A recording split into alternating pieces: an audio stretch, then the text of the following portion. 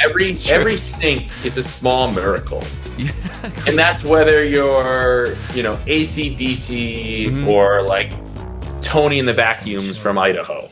What's good, everybody? Scuba Dewart here. Welcome back to Love Music More. Really excited for this conversation with Mike Ladman. If you're a musician, you probably already know that one of the only ways to get paid in music and make like legitimate money is through advertising.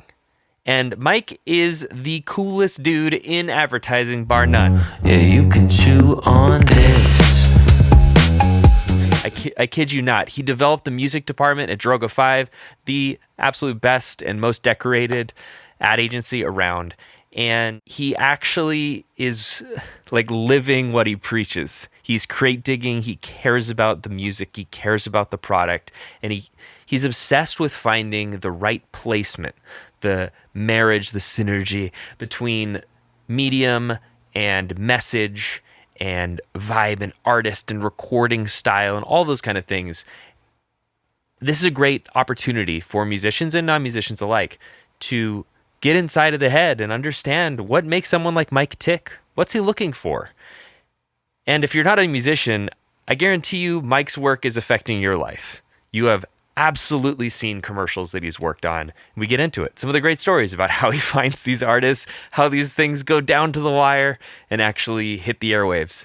But before we get there, I'd like to introduce our title sponsor, DistroKid. DistroKid makes music distribution fun and easy with unlimited uploads, and artists get to keep 100% of royalties and earnings. I use it. You can too with our 30% off code. Go to distrokid.com/VIP/lovemusicmore to get started with that code. 1 million plus artists rely on DistroKid to get their music onto Spotify, Apple Music, YouTube, TikTok, Tidal, Instagram, and all of the major streaming services. And the DistroKid app is now available on iOS and Android, so go to the App or Play Store to download it. But be sure to use your code, help out your career, help out the podcast a little bit. Go to distrokid.com/VIP/lovemusicmore to get started with 30% off. Without further ado, Mike Ladman.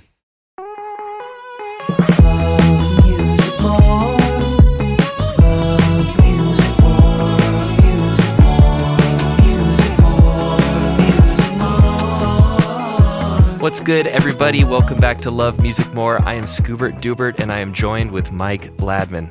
What's up, man? Hey, man. How you doing? I'm good. I'm really good. Thanks so much for joining the show. I'm really excited to talk about your entire musical journey, dude. Super excited to be here.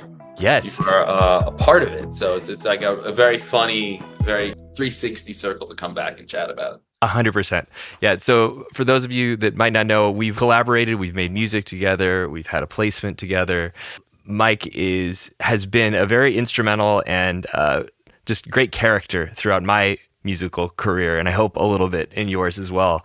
I'd love for you to tell the listeners a little bit about kind of what your day job is, and then also what you're doing in your nights with your sessions and your music career on top of that. So grew up guitarist, playing in bands, super nerdy in high school, listening to prog rock, and I only ever thought from 5th grade on that I was going to sell out the Garden. Like the only destination or finish line was being the rock star. Band broke up. I'm from Jersey, so I ended up going to Delaware.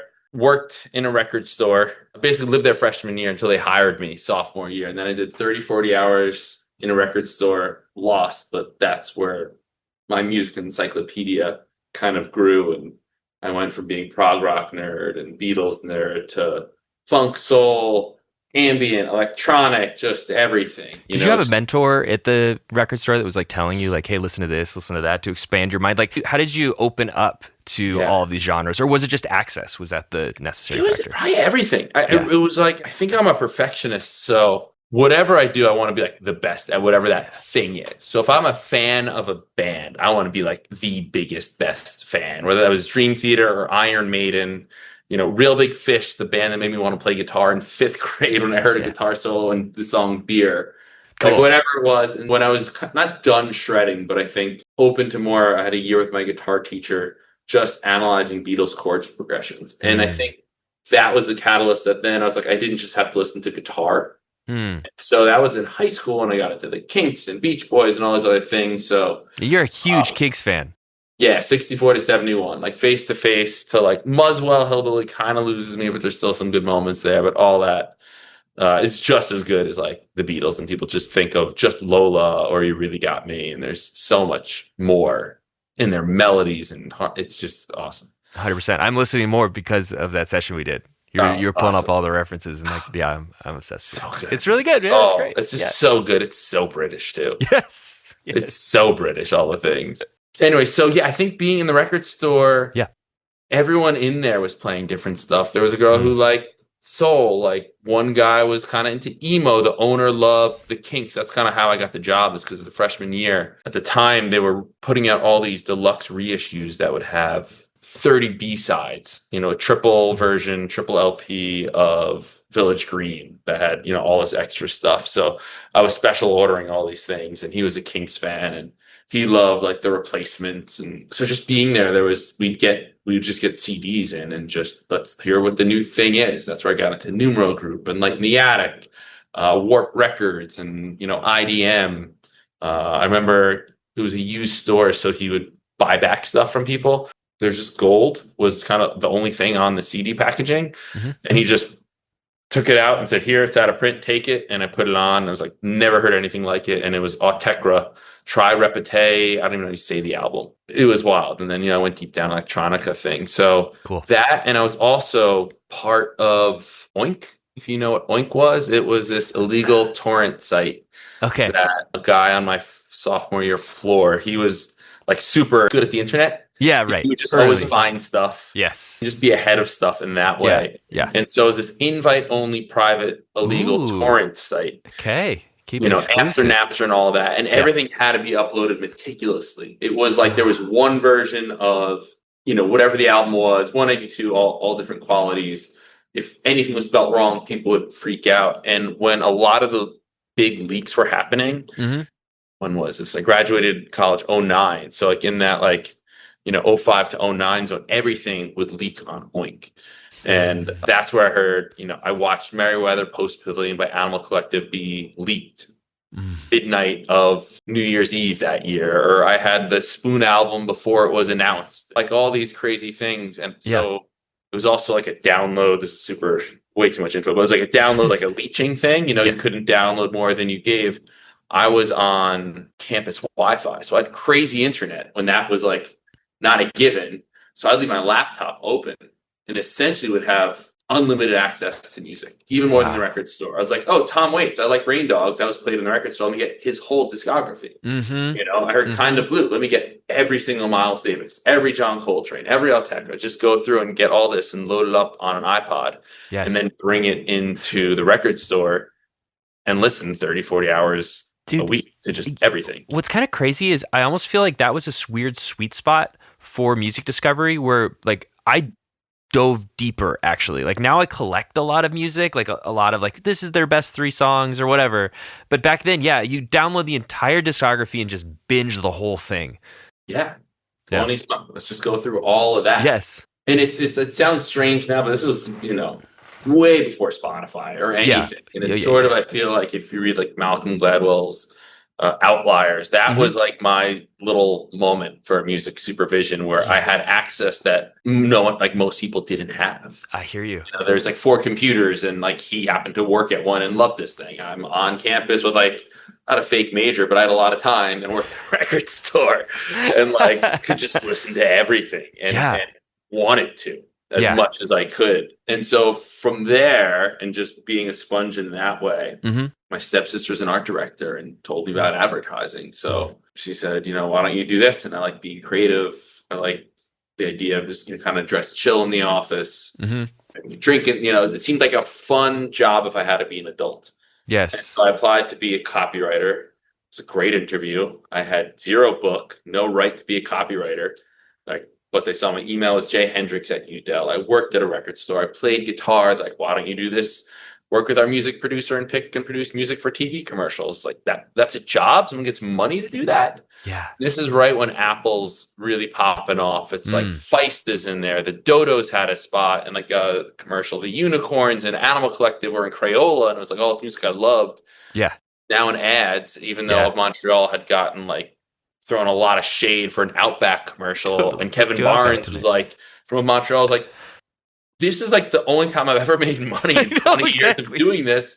And I'm just putting all that money right back into the show, Yeah. you know? Yeah. And so it really changed then. And at the time, that was also indie music. All those Pitchfork bands were cheap. So I just got thrown in. And so I did about 7 years working at McCann Erickson, which may be familiar from Mad Men. Don Draper was there. You know, it was the first agency to have a music department. And then as of this month, I've been at Droga5 for 9 years. So I left to start the department at this agency, which is probably the most awarded, revered. I'm very lucky. I get to, it's like one of them. It's like probably this and another shop, Wyden and Kennedy are like probably the two most creative spots. So McCann, I cut my teeth. And then here is where I've really been able to flourish and use all the weird music that I love is kind of what they look for. Yeah. So I get to do a lot of fun, interesting things, which is not always a given for any music supervisor, but particularly in advertising. I get to work with music artists that I love and hopefully make things that people Shazam and want to be a fan of, and not just I see commercials when most people do Mhm. is at my parents' house when I go home. And I'm Mhm. like, oh my God, so many of these things are terrible. Yeah. Like how is like just even from like the visual production, which is not Yeah. my world, just looks lame. And then, you know, forget hearing the ukuleles or whatever's on there. I'm lucky where like usually the number one thing is our brief is we don't want to sound like an ad, Yeah. but we actually work to make sure that we really don't look or sound like it. And every now and then, you know, not everything's some crazy award-winning cool thing, but Well, I guarantee you that everybody watching has seen ads that you've worked on, from Super Bowl, all the major events, international campaigns. I would like to double tap and dive a little bit deeper into what it looks like on a day-to-day basis. Like, what is the process actually like? Do you receive these briefs? What are these briefs like?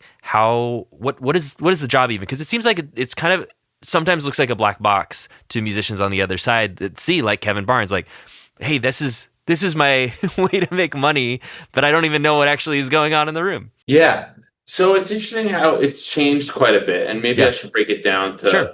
what, you know, my thing is. So I work in-house at an ad agency, which is there's not only big agencies have in-house music supervisors. So for all the other ad agencies, they go to third parties, vendors. Like there's third party music supervision companies that they just do that. There's also a lot of music houses, which is what people would think of as a jingle house, which is really there's producers and some have in-house, a lot of really more heavily based in freelance composers. And that's where we say, hey, we need a song that starts piano and then flip to, you know, an African beat and has a climax of 20 seconds. And so we'll work with those music houses for that. And a lot of those guys are just straight up composers, or they'll tap into a lot of indie artists. More and more, I work with artists and labels and have them score for us. So my job within the agency is, you know, we have Chase and a bunch of big brands that we do all their work for the most part. So all their TV commercials, they come to us. We're the agency of record, and we do, you know, the concepting, the strategy. Hey, we're putting out a new Sapphire card, and we need to do a campaign, and they ideate and come to me, and we come out. So production, everything's in house where I'm at. It comes in various stages pending the project, the producer, the creatives on it. So sometimes it could be a creative trying to sell through a campaign for a client to buy. And it just happened now where there's going to be an upcoming campaign where it's going to be all music driven, meaning there's no voiceover. A lot of ads have a lot of voiceover, people yelling at you to buy, or it's a character story and there's a whole story and music's just a supporting role. Obviously, the spots that we all know and love when we think of good music commercials is when it's really music is telling the story. Yeah, like you brought up the Apple commercials. Like Apple is, you know, is always like so many friends over there that are so great. And I feel like it's always my whole career, me versus Apple. Cool. You know, whether they know it or not. I think That's a now good it's rival. pretty evenly split at the award shows. Usually like, you know, me and Droga5 and Mara, who works with me, and Apple are kind of always duking it out. But you know, when I wasn't fortunate to work on the cool stuff, I had a shot to even do that, you know, so like, I want to do cool stuff. Yeah. But so it comes to us in different ways. It could be a creative, hey, we have a spot, we need something about songs about going home or coming together, are kind of common themes that can happen in advertising. Yeah. You can imagine for a bank or just selling stuff, songs about wanting more and things like that. So sometimes I'll have It could be a story, whether it was a Levi's Grammys campaign of a man selling his cow for a pair of Levi's 501s, or it could be, pandemic, where they're like, we just need a powerful song that could kind of bring people together, hope, and all that sort of thing. And so based off the budget and the timeline, then I'll kind of work with my producer. We'll figure out what's the best approach. Do we want to license a popular song, indie song, or are we going to create a song with a music house, or are we going to have an artist create a song for us? So kind of based on all of that is how those briefs will come in. And anytime, I've always found the most success, or anytime there's a brief or a board or a rough cut or animatic, I always give them what they want and just whatever excites me. Okay. Whatever I think is good. And a lot of times people don't know what they want, which is fine. It's tough to, their expertise on the visual, the story, to figure out what that sound is. They might not know, and they're so trained, because most places don't have in-house supervisors, to always write a music brief, which is often filled with empty adjectives, just because they need to have something but don't know. I believe that no one is mad at a good idea unless ego gets in the way. No one's mad at a good idea. So if you think you want this, unless you spend all day every day listening to music and diving deep, that might be all you know. But there might be some cooler direction or genre, a little bit less familiar, which could make it more exciting. So it's like, here's what you want. Here's what I think is even better. And, trying to balance those two to figure out what works and what doesn't work. And I think a music supervisor's job is to make sure that the best music gets on air safely. And that has evolved because there are a lot of egos in the creative world. And depending on who you ask, definition of the supervisor, the track has to come from me. It has to be something I pitched. I've had a spot where an account director pulled a great track. I was like, that track is awesome. And I'll work for 2 months to try to beat it maybe. But if that's the best track, cool. Like, as long as that goes out there, I still have to clear it and do my due diligence to try to beat it or prove that that is the best if I think it is the best. And safely, meaning that we have all the rights and paperwork signed for, negotiate everything to make sure everything's buttoned up in the back end to go to air safely. Yes.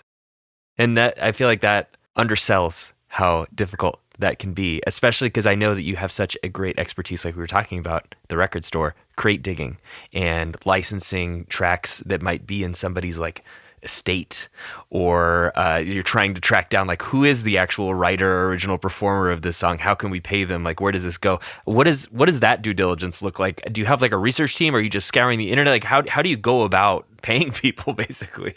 Yeah, it's funny. It's so hard to give people money. It's I feel something I say way too much, especially musicians, where in songwriters, it's so hard to give people money, whether that's labels. There's a spot that took 2 years for us to give someone money, where the deal was done. No, well, you can't pay us through. It was take money. And so there was a different project where there was someone driving around Poland to get the surviving members of this Polish punk band, to get all the members and surviving, family of those members to sign and agree to this license for us for a Levi's Grammy spot. Wow. So it is a lot of research, believe it or not. I mean, as our thing happened was through the DMs. Yes, there was. So ours was, I have this playlist I started 3.5 years ago or so now, of a growing playlist. So it started as 10 songs. Every week I add 10 songs on top, all under 1 million streams at the time I add it. Every week that 10 songs is male, female, English, not English, new and old, has to be in that 10 songs every week. I don't even know where I found your song, but I think I love your playlist, by the way. I discover references all the time through it. So it's a great resource. We'll put that in the show notes too, so people can listen, because you have fantastic taste, it's so obviously fun, because it's so talk cool. about a black box. It's 4 to 6 hours a week of going through roughly 400 to 600 tracks, and Spotify doesn't give you stats. So I do it. It's good. You were talking about answering briefs. It's how you put in the reps of listening to music, because as you know, whether you're creating music or even as a supervisor, you can go a long time without actually listening for music. And the way to discover music is to listen to a lot of music. And you get caught up on jobs and all this stuff, and you go to a meeting, people, what are you listening to? I'm like, I haven't really listened to music in a minute. It's a way to be accountable every week. So I think all these searches are, I think I found a niche of being good and quick because I listen to a lot. And I file everything in playlists for all different things. But like answering a brief, like it's done, the work is done before the brief, ideally, putting all the reps in before. If you have to send out a search every time you get a brief, it's going to take you forever. Usually on any call, I'm coming with like 3 to 5 tracks, whether I'm briefed on the spot. My girlfriend would say maybe I'm on the spectrum because of that kind of knowledge and able to recall set lists, music, and menus and food, Take me back, I'm feeling nostalgic, a 90s track. Can you put on the Got some big news, everybody. My vinyl record is out. We didn't make a ton of these, so these guys are going to sell out, and I'd love for you to get your hands on one of them because they're so dope. And it comes with a whole bunch of like liner notes and pictures and special stuff, the things that really went into making this record. And I want you to get your hands on it. So go to scoobertduber.pizza or check out my Instagram for a link, or click the link in the show notes or the bio or wherever you're watching this to pick up your copy. They're going to sell out. We really did not make very many of these, and I want you to have it. It's like a collector's item. So thank you for supporting my music, and I can't wait for you to hear it actually on physical vinyl. Enjoy the rest of the episode. I just locked dialed in people's names and other things. I don't know, but like, I can recall tracks, artists, facts, and things I've eaten, and courses and food. We're in a great city for really that. A set list of set list of food. So for finding that stuff happens. So I saw your track. Couldn't imagine feeling better than I do right now. Which if you think about an ad, it had it got a lot of love a lot of times. It was almost an Allstate thing. I don't think I'd reached out to you, but that would have been good. I think it's an agency reco, and then the client, whatever. I think wanted something known. But that lyric is great for my world for so many different things. Chase Bank, I think, was close. We ended up getting it in a chorus spot, but I didn't know who repped you, so I just went straight to the DMs. Hey, and it's kind of a funny thing. I always try to give an email so people don't think I'm spam, and it's I guess Instagram, they could see this is what I do. It's not one of those spam accounts. Of like, hey, music supervisor interested in this track, you have the rights, and we kind of go there. There was one crazy one I did for Equinox where I couldn't. It was a song that had been sampled. It had been licensed. I reached out to that supervisor. Like, I just hit these people. I'm like, well, one isn't getting back to me. I couldn't get back from one. And then it was for the sample. And it's also funny because labels and publishers don't even always know what they've had. I found there was one thing I licensed for a social media client where they're like, yeah, we have 100%. Like, you have 100% of both sides? Like, yeah. I'm like, well, what about the sample? Like, what sample? I was like, what do you mean? And I'm like, here, I know who sampled isn't official, but listen and tell me that's not a sample. I was like, oh shit, we must have lost that paperwork from the 90s. Like, well, we can't go to air with that. So it was they're great partners, and they like went back and backtracked and found the thing, and made the deal and got it done. There's other times where they'll be like, no, we don't want to open up that can of worms because they could stand to lose. There's an 80s hip hop song we're looking into, and the artist, or even a different artist too, actually much smaller artist, stood to lose more money from going back to pay back payments on vinyl sales and streams, that they just won't license it. They don't want to like go back and open up that wormhole of what could be lost costs for it. Yeah. This is like a whole side that I feel like people don't think about a ton. They just think like, I like restaurants, they'll play music. It's like, well, technically you're supposed to have an agreement to be able to play that music. Like, there's a lot of stuff that kind of goes on in the shadows, but when you're having major broadcasts, you have these huge liability concerns. And so you got to do everything by the book. And you also you as a musician want to pay these other musicians, because some of them, this might be the biggest check that they ever get in their whole career. And you want to get paid too. Yeah, right. And every sync is a small miracle. Yeah, cool. And that's whether you're, AC/DC or like Tony and the Vacuums from Idaho. Like, any sync is a small miracle. And I think if you're going to be making music with an ear towards that, or trying to figure out this world, anything you can do to increase your chances is all you can do. Yeah. Anything you do to make your song more appealing, or less scary. Because if there's 5 or 10 tracks and I'm on a time crunch, Yeah. here there's a sample. I don't know who has this. There's no metadata or anything in the track. Boom, you're gone. I have 4 other ones. Yeah. You know, it's good advice. Usually there's like a bunch of things in play. Yeah. So it's like it makes it really easy if a music supervisor is slammed to pick which horse they want to push on. You know, there are times like that's scary. I don't have bandwidth to do it, and I think it's not my favorite track. So, you know, let's get rid of that. This one thing I was saying, the sample story was kind of wild because I was DMing everywhere, couldn't find it. All different labels who had the sample. It was the something family, and I ended up finding on Facebook like the family's name. It seemed like they had some family group, and I started DMing everyone with the same last name. And eventually someone was like, that's my aunt. She's very old and like sick, but yeah, like, and it was basically like, can I give you $20,000 or $40,000 to use your song in my ad? And like, here's my email. This is very real. And then he's like, let me see if I can get a hold of her. At this point, I have a very like strong routine and consistency with things in my life of like eating healthy, working out, meditating, and all this stuff. And work at this point was so insane. I was alone at my agency for about 5 or 6 years now. I have Mara, who works with me. She's a badass and amazing, but solo was kind of gnarly for sure. Yes. And at this point, I remember this was just the craziest December, and there was so much going on all at once, and everything was on fire that I walked to work 3 days without brushing my teeth and had to go to my head of production. Like, this is, you know me. I'm a consistent person. That's like my superpower. And like, this is not healthy. If I'm forgetting that, like, this is not okay. And it was during all this going on, and it was crazy. And I remember I took a breath, and there's a weird unknown number that called me. I was like, hello? It's like, hello, it's this old faint voice saying, I think you messaged my cousin with a kind of an interesting accent, apologizing for not speaking English well. And she was calling from Egypt, and it was this woman who was a writer on this song.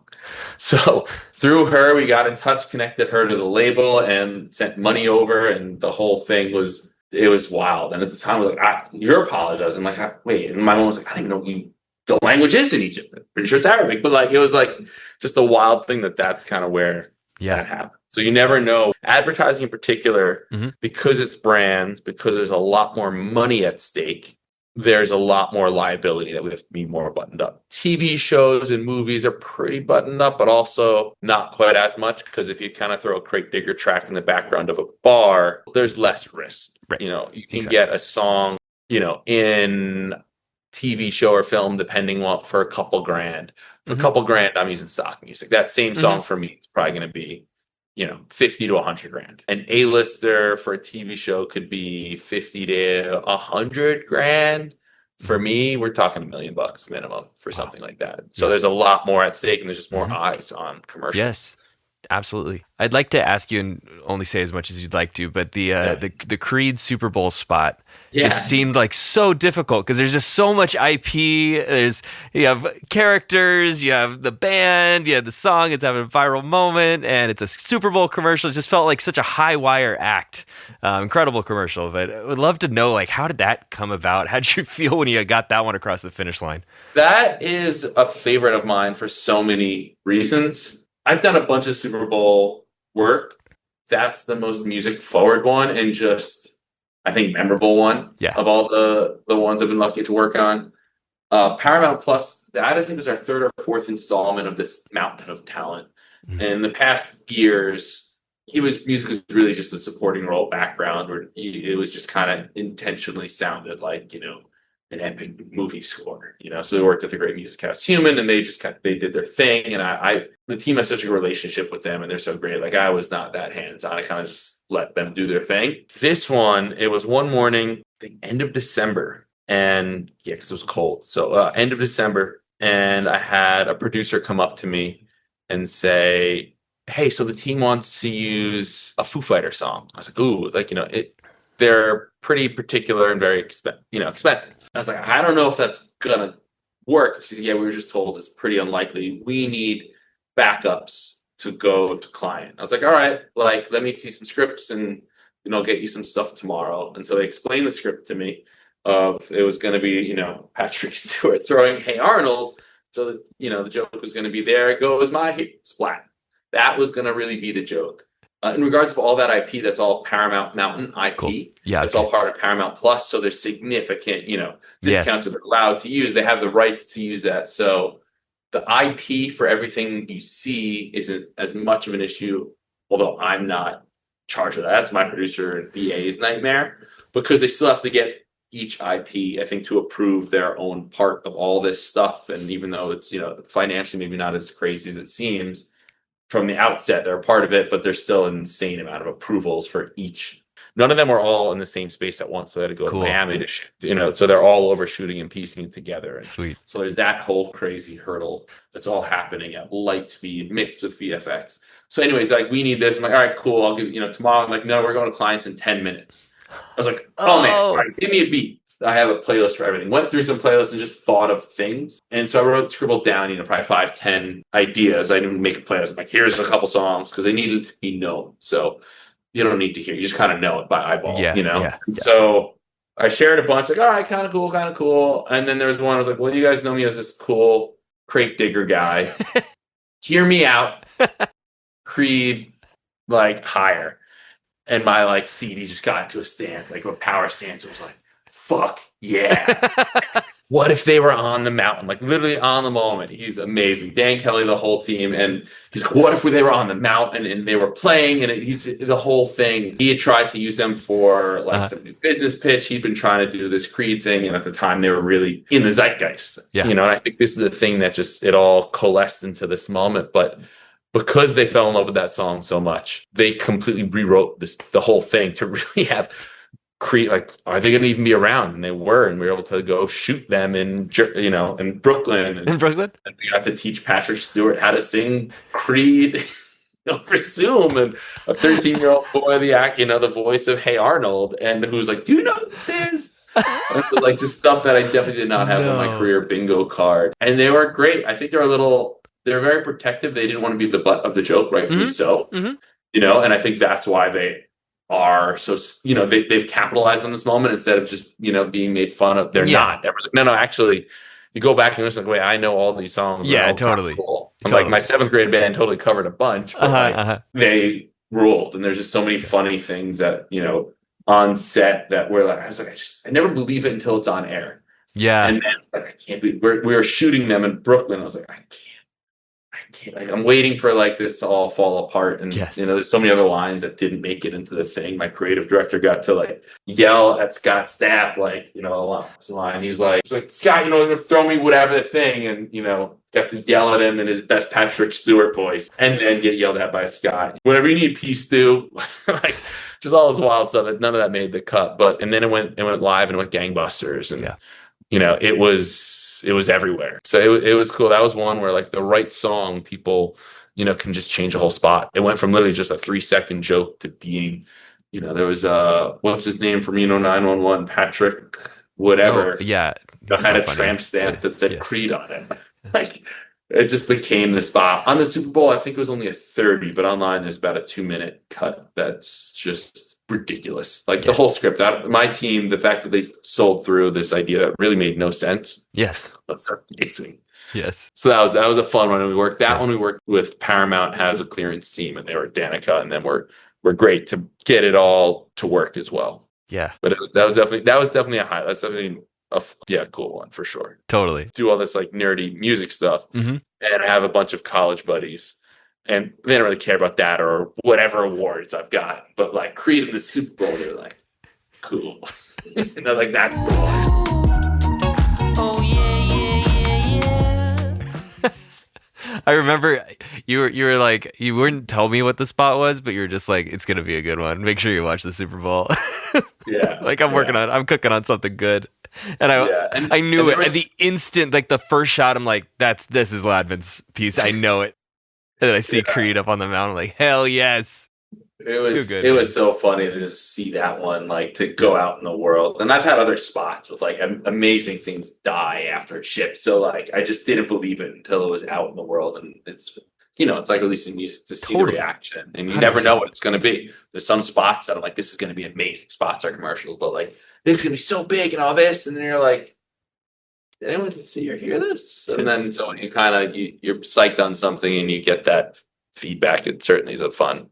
It's what keeps you going, man. I mean, chasing the dragon, yeah. The music thing, like when I was working with Chai in Japan, that whole thing felt like a fever dream. Like it was like, this is not gonna happen. It's also happening in another country, so I'm not aware of like, did it actually come out? Because it's not on US Spotify, it's only on Japan Spotify. Like these like weird things of like, I made way more music with them that like people in the United States won't hear, which is fine.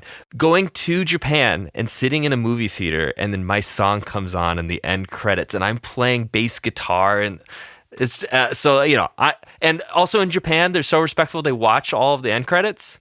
So I'm in a packed theater, everyone's just sitting watching the end credits, I'm listening to my music, I'm looking around, everyone's locked in absorbing my music.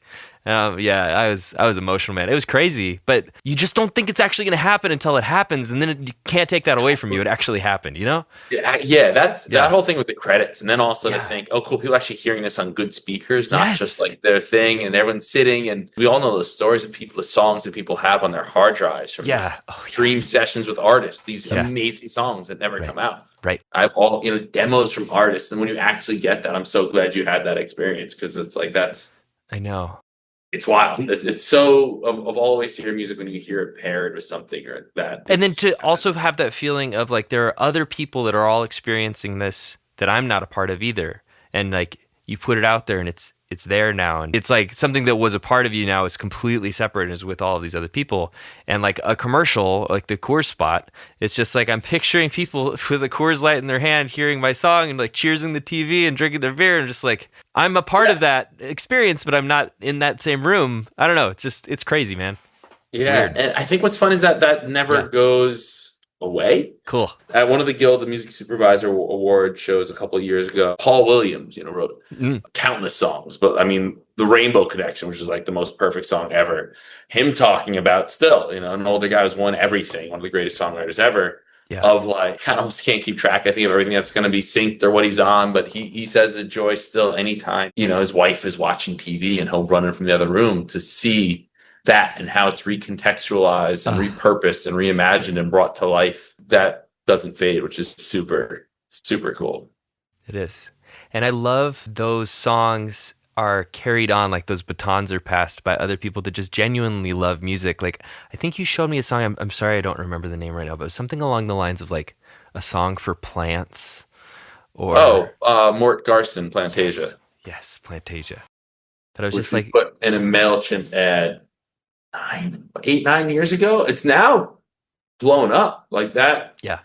That one, we had to talk to his daughter, who was working at a catering hall, and this was this old weird nugget. So it was an album made for plants to grow and for humans to enjoy too. Set of Plantasia. And so she like couldn't be bothered with all this stuff, like, about the licensing. I'm like, no, we need to do this, we need to pay. So, but she worked catering, so she worked nights. So there's only a small window of time where she would respond to us.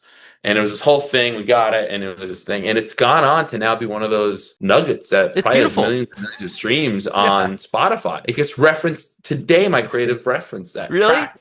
It's been pressed by, was it Light in the Attic? Or Terrorbird put out a different album by Mort Garson. That's awesome and weird and wonderful. But like, it's just, I don't think because of that ad necessarily, but it may have helped, but it's just one of those things that now, there's rights holders and it's taken on this whole life. And I'm sure, I can't imagine that Mort got to experience that, unfortunately, that success. But I think for a sync, I always say it's a great song plus time is what that happens. And you just hope that time hits while you can enjoy it. Yeah. Because if a supervisor likes it, if someone likes a song, I was always that friend who liked giving people new music. At a record store, I can give one stranger a new recommendation, a new song. And so supervision sort of allows me to share music on a larger scale and my interpretation of that. And there's those dream syncs. Like, someone had my kink sync. It was a whole thing. Really close. It was a done deal until client who is no longer there, got fired from a company, basically went to some band backstage and said, "Hey, you should put your song in our spot." And it was a whole thing and went against strategy and was a major bummer. Anyways, but Kinks, replacements. I'm gonna try and get Deerhoof and something. I just love those guys so much, even though that's gonna be tough because they're pretty one of the few anti-ad bands. But I don't think there's many soups running around trying to get that. Or I have a whole crew of supervisors who are big metal punk heads, and we're always trying to slip one past the goalie to. So I haven't got that there yet, but I got Chip Herder over on the West Coast. He did the Turnstile Taco Bell thing 2 years ago. And Cool. Yeah. Anyways, a great song where supervisors, as what I mean by that, are searching for them and championing them and fighting for them.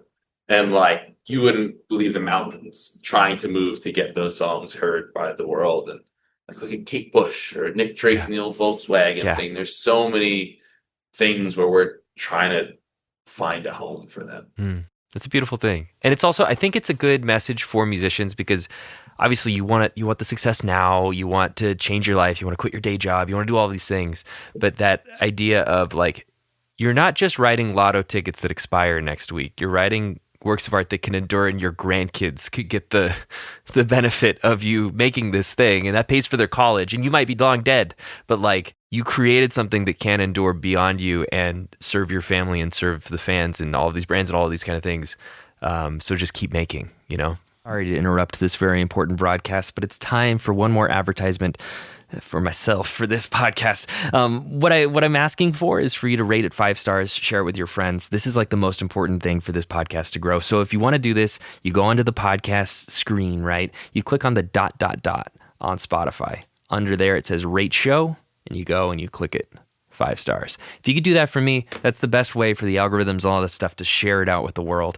I know that it's a lot to ask, but if you could please just hit those 3 dots and then a 5 star, it would really help us out and helps us, get the word out and spread the love of music. So thank you. If you're listening on YouTube, you know what to do. Like, subscribe, all that good stuff. Thank you so much. And here's the rest of the episode.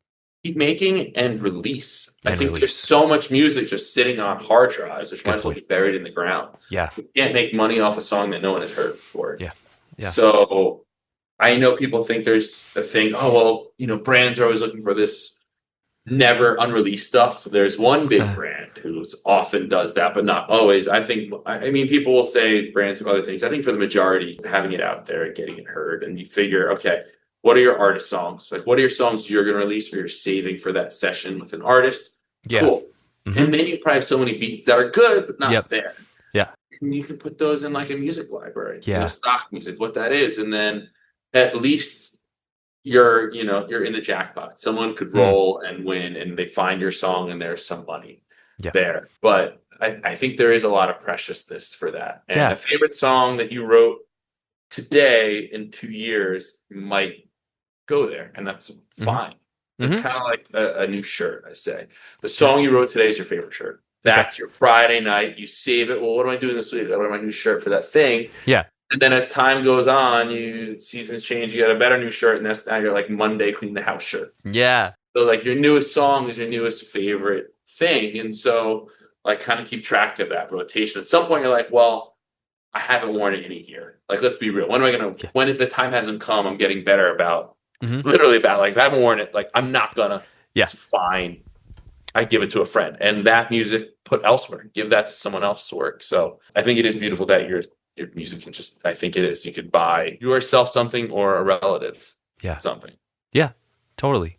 And you don't know who it's connecting with, or I try and tell myself all the time. Where I have some songs that'll have higher streams than other ones, but it's those are just numbers. There are actual real people on the other end listening to your song, and you look the thing that I love looking at is my playlist ads, and I have 20,000 playlist ads every 28 days, and that's amazing. Think about that scale by which I am touching all these people's lives. And they might only stream it a few times. It might not, but these are all individual playlists and things that they can share with friends that they'll reference when they go I want to remember what it felt like to be in summer 2025. Boom. Yeah, it's crazy, man. But I have to remind myself that I because love that. it's I haven't heard easy. anyone break it down in that way, but it Thanks, is man. so true. Like, oh, it's only, you know, it's so tough because you look at whatever artist, there's could be hundreds of millions of streams or all For that. sure. 15,000 people. Dude, right? Playlist thing. Right. That's, I mean, what the Garden, selling with the Garden is 18,000 people. That was a dream. So you essentially, one song had a Garden audience, you know? And it's its own Beautiful. weird, diffuse, but more beautiful in a lot of ways because everyone's having it not just a collective experience, they're all having these discrete experiences where they're cleaning their house or they're on a first date or they're getting hyped to go out with their boys or whatever, like all of those things. And I am somehow contributing to that joy. I have to remind myself though, because it's so easy because you want to just be like, I want to be here. I see other people that are there. How do I get from here to there? And you get like caught up in that same like kind of rat race mentality. That's important. It's good to keep the hustle, but that's not the whole thing. That's not even a big part of the thing. The thing is the thing itself. Yeah, and the consistency. It's It's like you just show up, you do the thing because you love the thing. Yeah. It's like, you know, it's success. It's not a linear line. Yeah. It's like nothing, and whoop. Yes. And it just seems, you know, the 10-year overnight success is the Yes. thing, the story you keep hearing. Everyone's like, why are these new artists for the Grammys? I went to this awesome, this wild dinner before pandemic. This dinner party that my friend Jake Udell, who just knows everyone, Cool. he invited me. He's like, yeah, I'm gonna go. Whatever you're saying, like, yeah, I'm gonna go to that thing. And it was this apartment, and I think you saw the apartment. I think rent was like $100,000 a month. Dude, and when you saw the apartment, you're like, okay, that's a crazy number. But looking at this apartment, yeah, that makes sense. Like, it made sense. Yeah. And this guy showed up a little bit late, all these tattoos on his face. It was like, whoa, kind of did not look like everyone else. Southern drawl, the biggest sweetheart ever. He was such a sweetheart. And he's like, oh man, Jake, he's blowing up. He's doing this thing. This guy had an incredible voice. He was singing Alan Stone and Robin and Al Green on the piano they had in this incredible apartment, and connected with him. He got signed to UTA that night.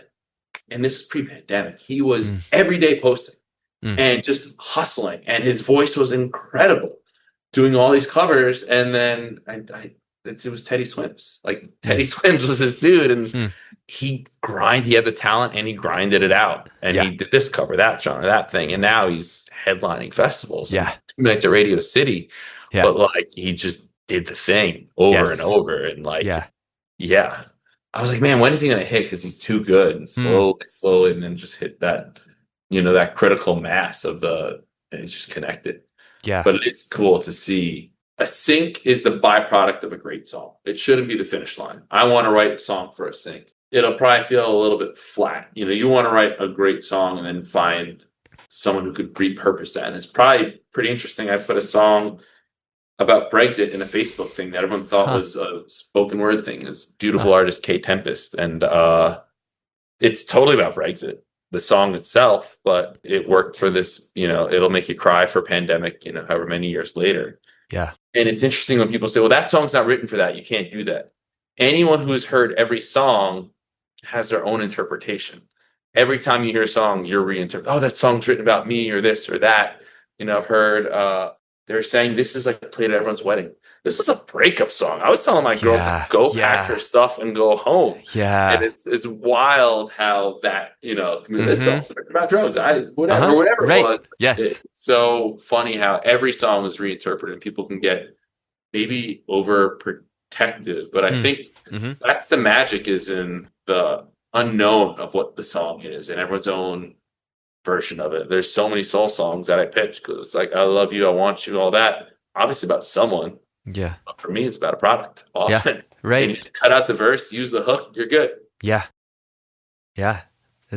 I really like your point about the nonlinear progress because I might not look it compared to you, but I've been going to the gym for the last like 6 months. It took a solid like 3-4 months for me to notice anything. And I was working my ass off. But then all of a sudden you hit that month like 4 or 5 and you're like, oh my God, my shirts are fitting a little different. Yeah. And you get a little momentum and you start being like, oh, I'm putting way more weight on this bar than I used to.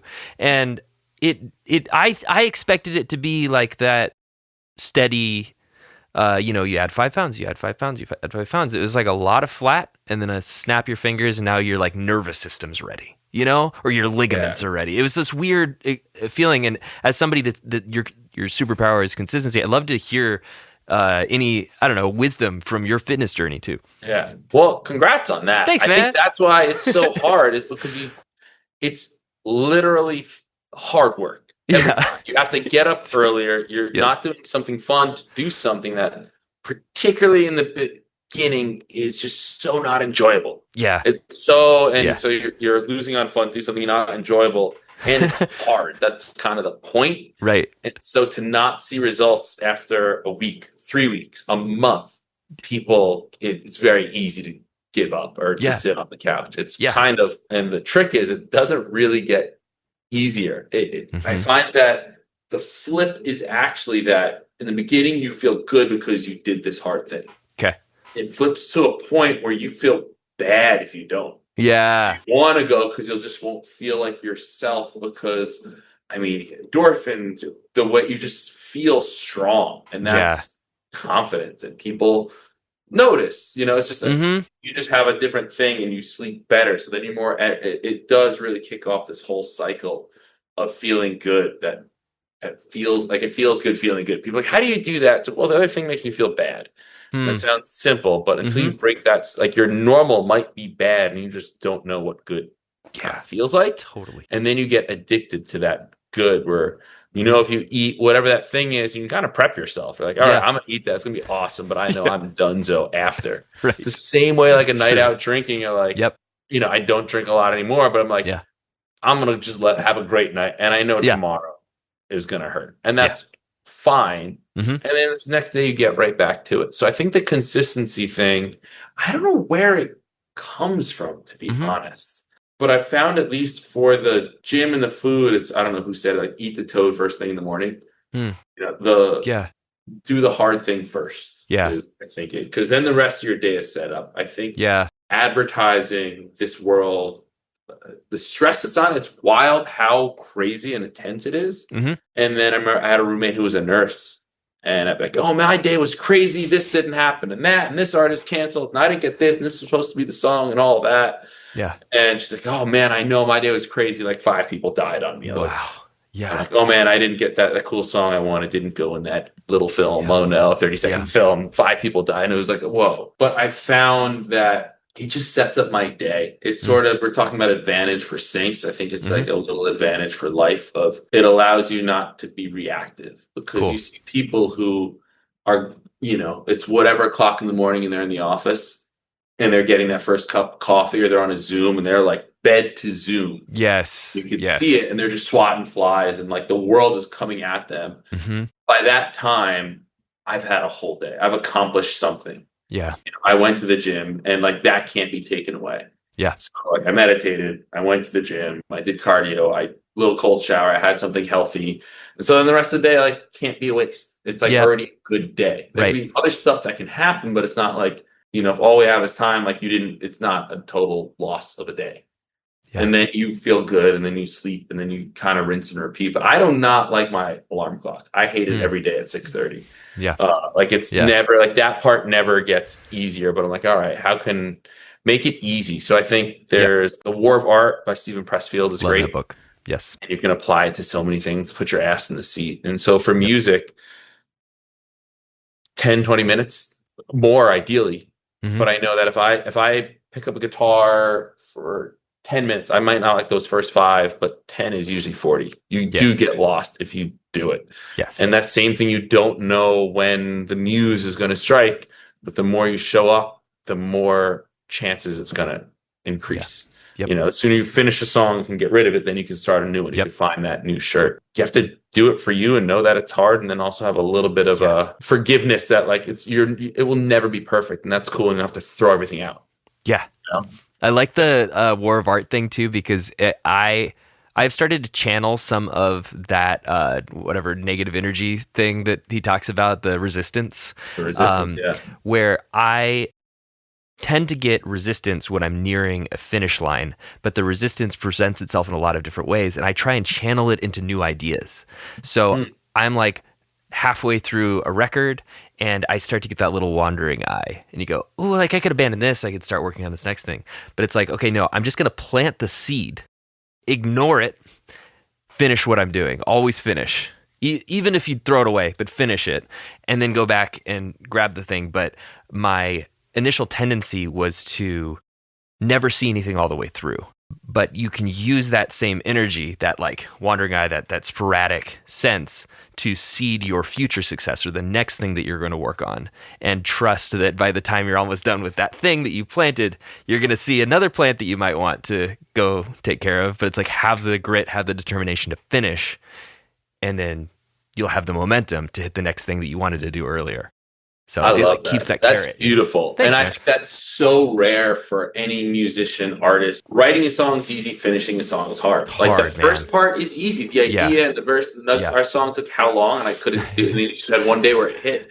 Yeah. But I don't do that, and I'm newer to coming back to the creation side. So many people I haven't heard anyone say finish everything and then move on, because there's always that other spark. And I think finishing it, like, and again, the more you do that, the less scary it is. Exactly. And then you can trust yourself, because like there's a lot of that self-doubt that shows up around 60% done, where you go, oh, this is actually bad, or oh, like I have no talent. But then like you build that confidence. It's like, you know what, the last one, like a lot of people like, so I'm gonna I can do this. Like, I know I can make music. Yeah, right. Yeah, and I think make it easy. Also, just like while on the book thing, Atomic Habits by James Clear is awesome. Okay. There's I've heard so of this many book. nuggets. I haven't read that one though. It's called Atomic Habits. You'll love it. Cool. Like, make it easy for yourself. So I take out my gym clothes the night before. I make my electrolyte water the night before. Yeah.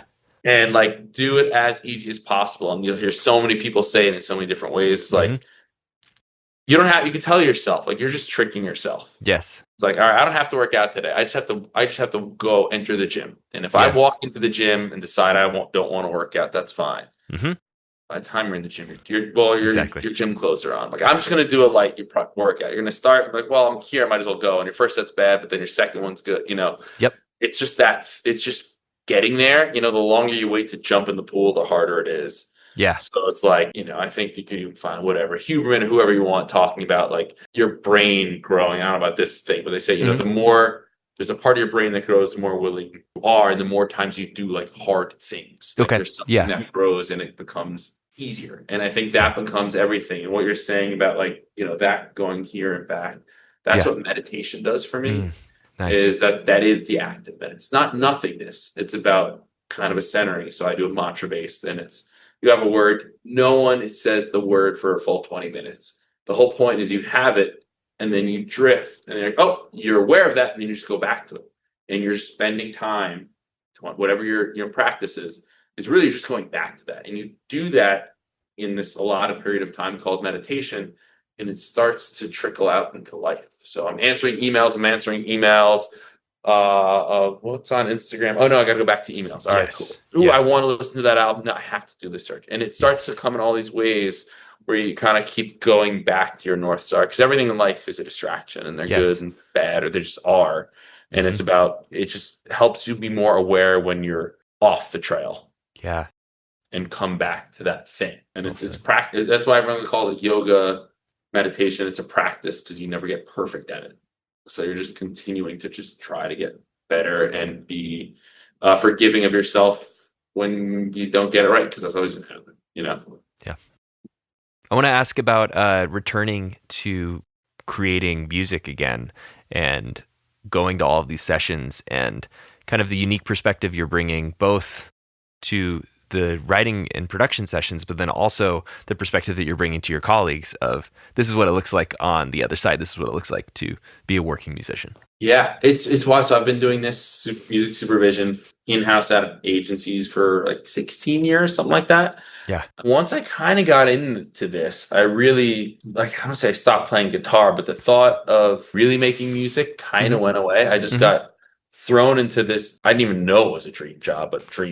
And suddenly I'm just going to concerts on guest lists every night, and I'm just getting early listens of music, and I'm just doing all these things that I was just, totally wrapped up in that. Yeah. That it was like I felt very satisfied or satiated with my music experience. Yes. And I participate, I still pick up guitar, and about 7 years ago, I was like, I gotta write, I gotta make music again. I don't know how to, even my bands, like that was like, little Tascam Amtrac digital, I remember those. 4 8 tracks. Yeah. So I was never the guy recording. And it's wild when I meet these kids now where when I saw, guitars, like I want to play guitar, I want to do guitar solos.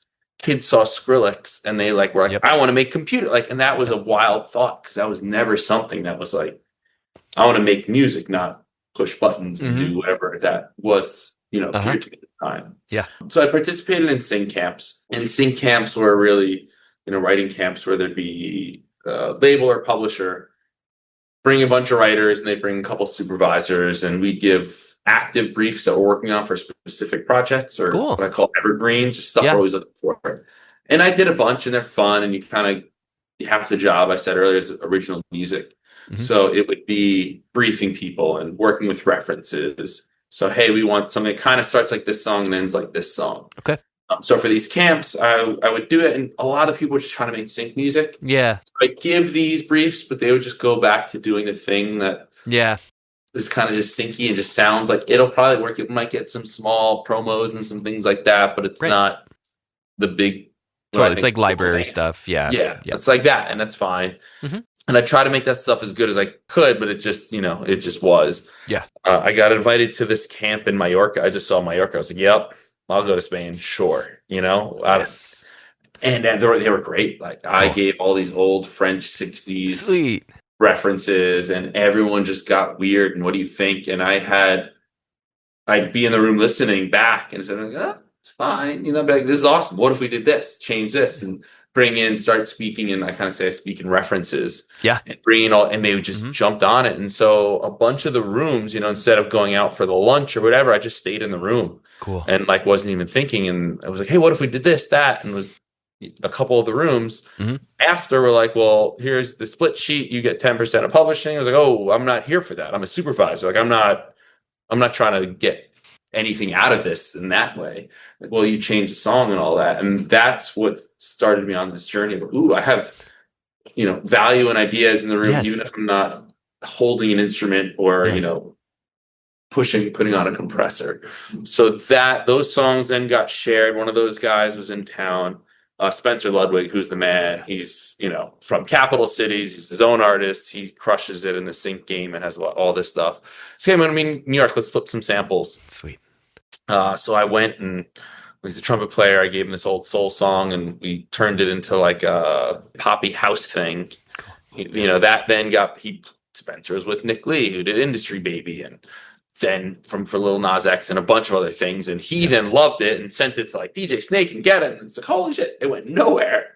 But the fact that this guy heard it and it went to those inboxes, like, so then I shared those songs, like, this is cool, like this, whatever this thing is.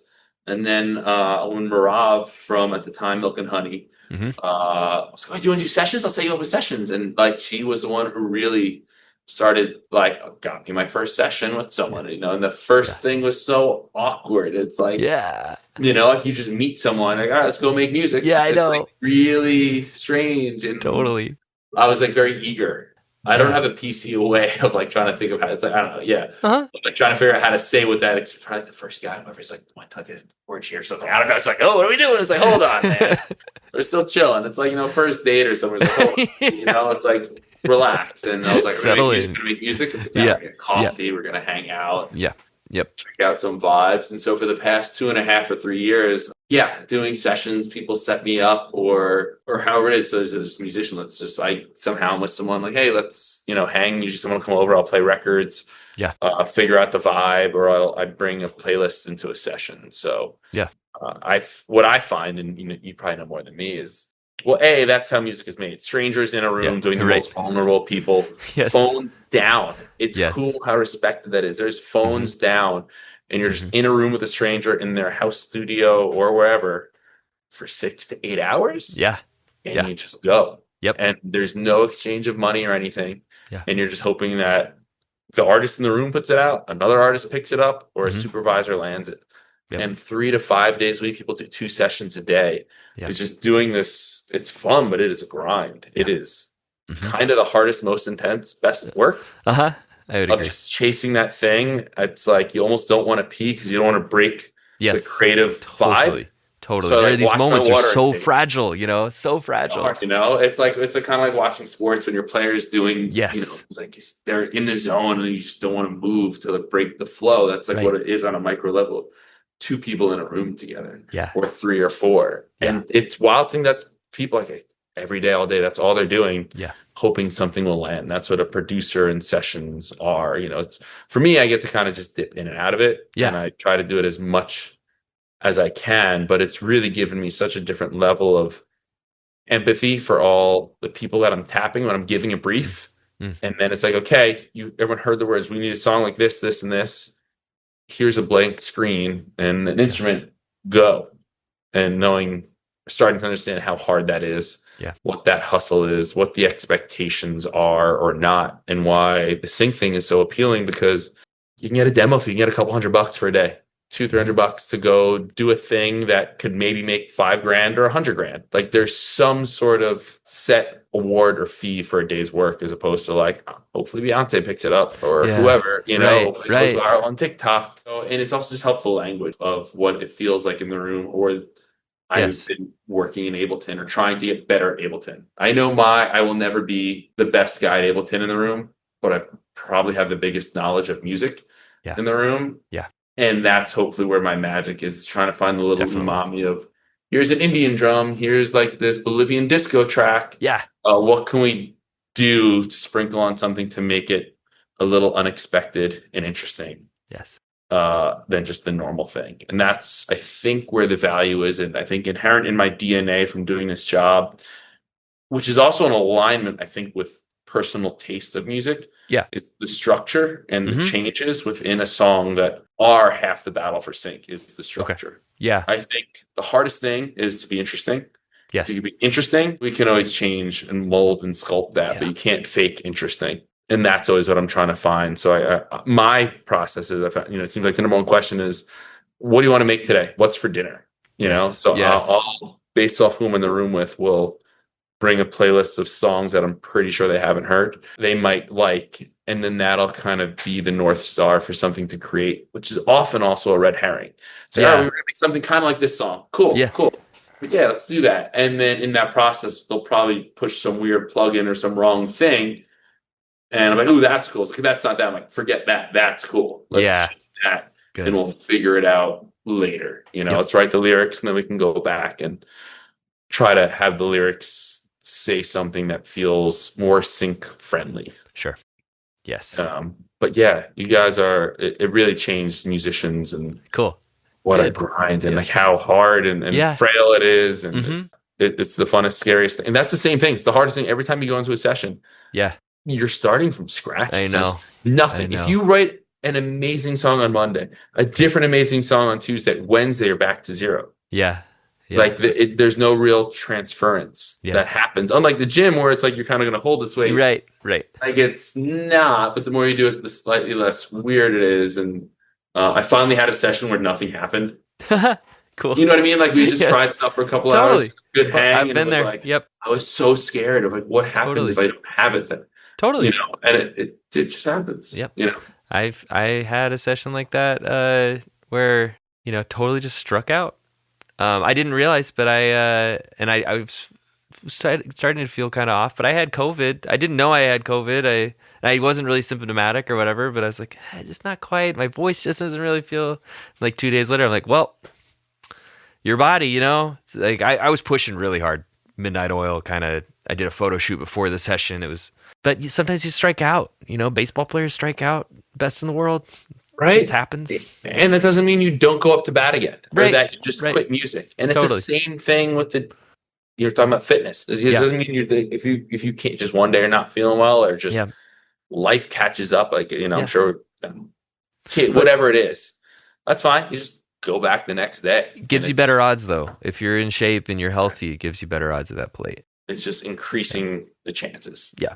And every once in a while, you have those sessions that feel like it's like the NBA finals or something like this. Like, I have to show up today. And so like having that energy in the tank is, And the truth is you never know which one is the one. Nope.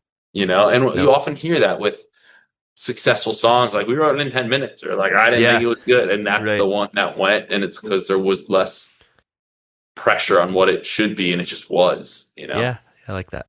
That's a good way to put it. There was less filtering on, my favorite quote is Rick Rubin, I don't know anything, but I trust my taste. And so I think when writing music, you can write for someone, with someone, for a project, but if you don't like it, why should anyone else? Yep. I think there's still, it's like your version of that thing. Yes. Yes. It's like I would say, like, I only bring food to a party that I want to eat. Yeah, good. You know, like it's like thinking, well, I want to go there. I'm Celery. Here you go. That's cool. You know, and I think music's the same way of that. Yeah. Of you can hit a brief, but you still gotta like it. Yeah. Right. And you have so much more energy to finish something if you actually like it. Yeah, because what's the worst? The worst thing is I had an old creative director for every CCO of the company. I can't actually remember the client. It was a new business pitch, really intense. Talk about like a session. Agencies will spend hundreds of thousands of dollars to win a client. And if you don't win, you just lose it, Wow. Yeah. So hundreds, and then there's weekends, usually it's really quick and intense. So everyone's working weekends, late night, it's all this stuff. And whatever the campaign was, we all loved it. Like, we're going to win. This is going to be a huge account. Yeah. This work is awesome. Yeah. Client went with something else. They went with another agency. We didn't win. And our CCO, Linus Carlson, Swedish guy who liked the replacements in country music. Swedes like country music. He said, it's better to lose with work we loved than to win with work we hated. That's the worst, because then you're stuck making something you don't like for the next 3 or 4 years with a client.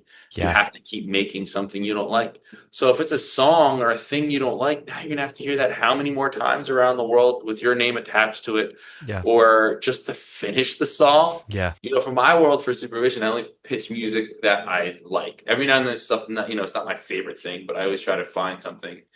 Because otherwise in mix, I'm going to hear a song from all the edits of a month in mix. I'm going to hear that song 1,000 times. Like, literally, you're going to hear it over and over and over and over. Totally.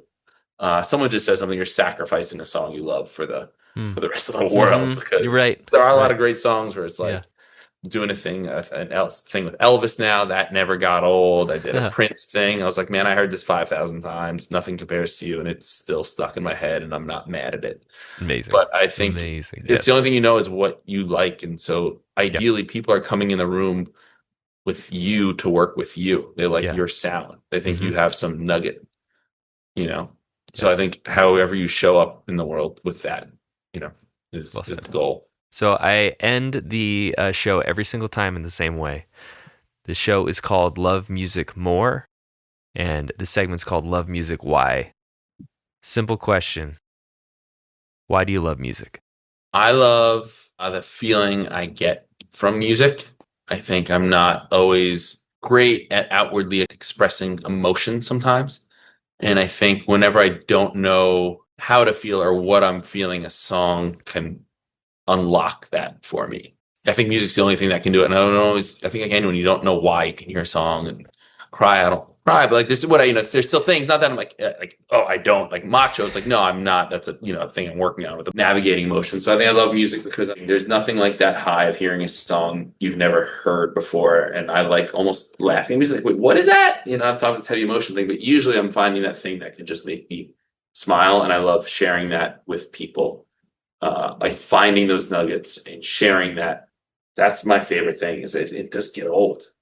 There's always a magic to that of, why did someone make that? How did they make that? And that leads me to all the music from around the world. That's just kind of seemingly odd at first choice, because like, well, why? Someone was in a room, expensive tape. How did they have access to this studio in this weird country at this time and make this thing? And it's like even more relevant now. So music is emotion. Music and food are the best things in the world. So they both do the same thing for me. They kind of nourish you, Beautiful. Music Tastes Good was the name of a podcast I almost started. That's cool. That's a good idea. Yeah. It could be like a video podcast. You could be sharing a meal. It was actually that. Yeah. That was the whole thing. It was pairing a chef. Well, it actually started, there was a couple of different iterations. One was pairing a chef with an artist and having them create together. I love that. That's cool. Nice. It could even be a TV show. That's what it was. That's actually the thing that there's a pitch deck somewhere from 10 years ago. But then tried to sell it to Blue Apron. Well, anyways, we're trying to figure out a thing. Cool. That sounds awesome. Well, where can people get in touch? Follow your playlists. Where's the best kind of way for them to find you online? Yeah, pretty Googleable. Yeah. Mike Ladman, L-A-D as in David, M-A-N. Everything is Ladman Music, one word. So Instagram, all my things there. And the Spotify playlist is Ladman Music Discovery, one word. It's the same playlist, and the date changes every week when I update it. Usually Mondays or Tuesdays when that happens, but it's somewhere within the week. But yeah, IG, LinkedIn, yeah, but I'd say probably IG and Spotify is where most of the stuff is, and it's just usually me sharing music or things that I've done. And yeah, always a pleasure to catch up, man. This was blast, man. It was like the funnest phone conversation. And hell yeah, it's just interesting. Same thing. We created a thing, and now people listen, and hopefully they'll learn something, maybe something different from what we thought. I love that. All right, man. Have a great rest of your night. Appreciate you taking the time.